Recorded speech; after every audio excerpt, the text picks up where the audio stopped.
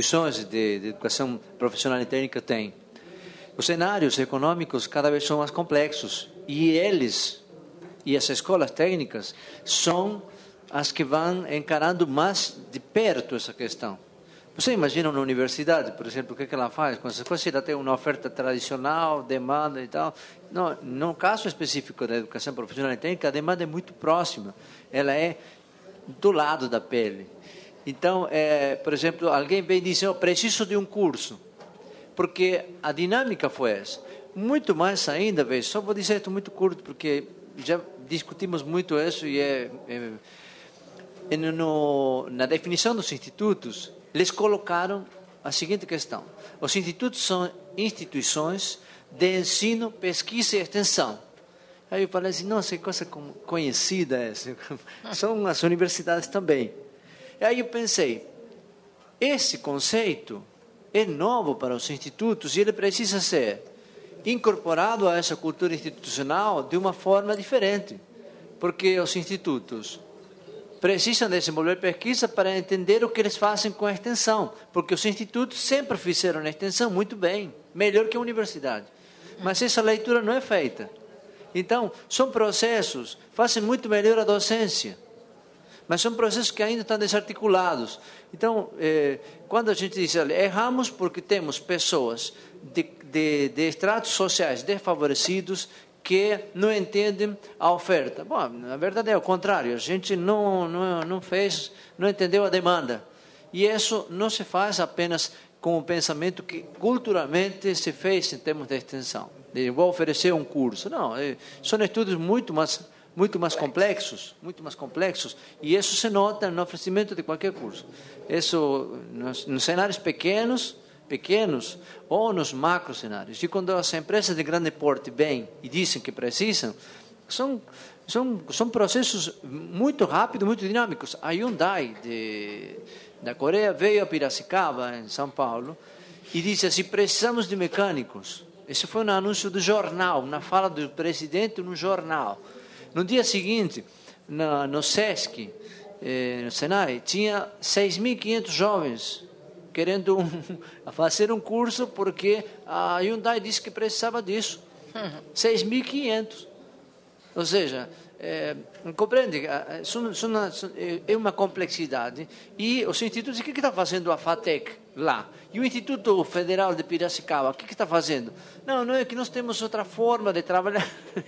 Entendeu? A rapidez, a dinâmica dessas coisas supera. E esse processo é um processo de acomodação dos institutos a essa nova realidade que ela é naturalmente muito difícil, é muito mais difícil que todas as outras modalidades e níveis do sistema educacional convencional, porque lá essas coisas estão há séculos assim, e é aqui nesse outro espaço onde as coisas são mais dinâmicas. Exato. Obrigada, Luiz. Maria? Me parece que o professor chamou atenção sobre algo que nós não conversamos, nem era objetivo, né? Mas a velocidade na nossa vida e os meios de comunicação, né? Quer dizer, na medida em que as informações chegam muito rapidamente e as pessoas têm ideia da velocidade com que a sociedade está funcionando, né? Ou não funcionando às vezes, depende do computador. Então, é alguma coisa que a gente ainda não sabe lidar, né? De todo, não sabe lidar. E eu considero assim alguns comentários, porque os colegas que fizeram questões, a gente não tem condição de responder. No máximo, a gente pode fazer um comentário esperando que possa se aproximar, né? Porque os problemas são muito grandes. Eu comentaria brevemente ao professor Ricardo a questão da escola unitária e da politecnia, né? Essas concepções, elas foram geradas dentro de um modelo de sociedade socialista, onde efetivamente se pretendia e se tinha determinação de Estado de uma transformação igualitária da sociedade. Quer dizer, nós não temos essas condições, então a gente se apropria da ideia, e a ideia de integração, de formação integrada, ela é palatável, né? É uma ideia light, ela é agradável, ela tem até um lastro assim, humanitário, religioso, né? É uma ideia boa. Mas a gente tem condições muito reduzidas de implantação, né? A gente pode melhorar a fragmentação, a segmentação, a perda, né, da educação para os alunos. Eu diria, então, professor, para você fazer a sua conclusão aí sobre as questões que foram sobre os trabalhos aqui apresentados, né, porque o meu ponto de vista é esse.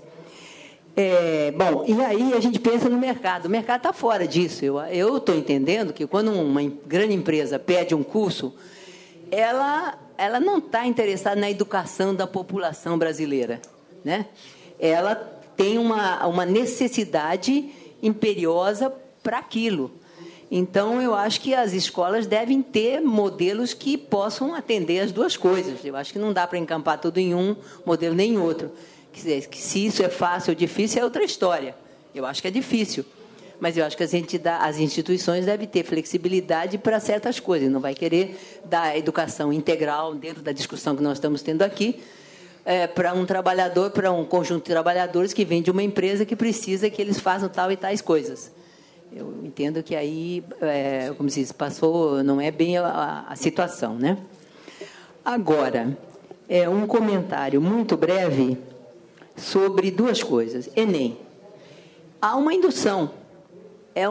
Essa questão da evasão dos alunos, que depois eles passam no Enem e eles depois não querem mais continuar os estudos, porque eles já estão certificados, eu não sei como é que vai ser resolvido isso. Agora, que há uma indução.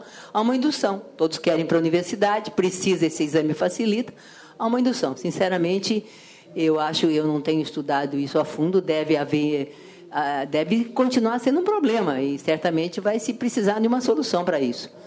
Mas eu não sei qual que o encaminhamento que as instituições que têm esses alunos aprovados e que saem, o que vão fazer, né? Último comentário sobre a professora que falou sobre a classe trabalhadora que quer fazer ensino superior, não tem condições.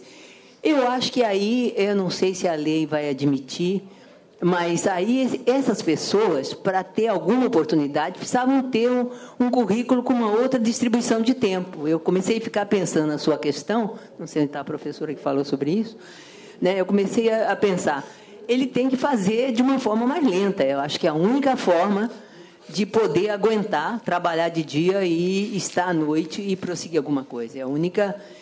até que a sociedade não tenha uma nova população educada no tempo previsto, porque esse é o problema. O Fernando Henrique, ele disse isso. Não, mas para que fazer educação de adulto? Adulto não tem mais jeito. Aí investiu tudo em educação fundamental. Espera lá, mas as pessoas são pessoas. Esses adultos são pessoas. Eles não acabaram. A vida deles não se extinguiu porque eles viraram adultos e não foram alfabetizados em tempo hábil, e nem fizeram ensino fundamental completo, ensino médio completo. Então, eu acho que uma sociedade democrática tem que pensar nele, sim. E aí eu acho que deve haver recursos pedagógicos para ajudar essas pessoas aos poucos, não no tempo de um jovem de 14 anos, naturalmente, mas num tempo alargado com uma outra, como já tem. O ProEja, por exemplo, são 2 anos, né? Quer dizer, já existem adaptações que estão sendo feitas, né? Assim é que eu vejo. Isso eu acho que a gente, dentro da escola, deve haver algumas procedimentos para facilitar isso. Obrigada, Maria. I hope people have earphones to hear me. But I did want to say something to Dilma from Bahia. The question, what is the meaning of integrated education for the working class? Because I think this is a serious and important question.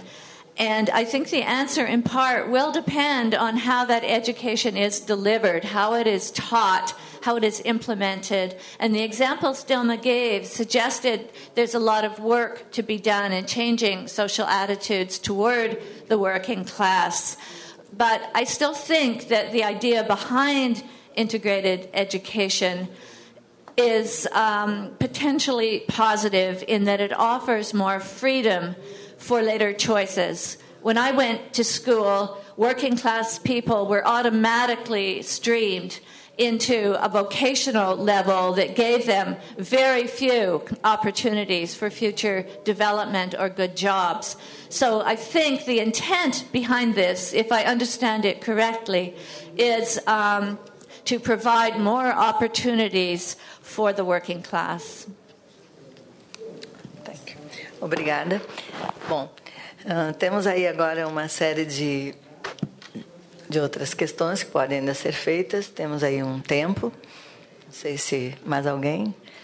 Sempre o seu nome. E, por favor, quando falarem, como aqui, pelo menos, a mesa, o som aí do outro lado atrapalha um pouco, né? Então, se vocês puderem falar mais devagar devido aos tradutores e mais perto do microfone. Pois não. Obrigada. Meu nome é José Cláudio, eu sou do Centro Federal de Educação Tecnológica do Rio de Janeiro e tenho, ao longo dos meus longos anos aí de atividade docente, a metade eu trabalhei concomitantemente na área do trabalho. E então eu trago assim os dois olhares, né?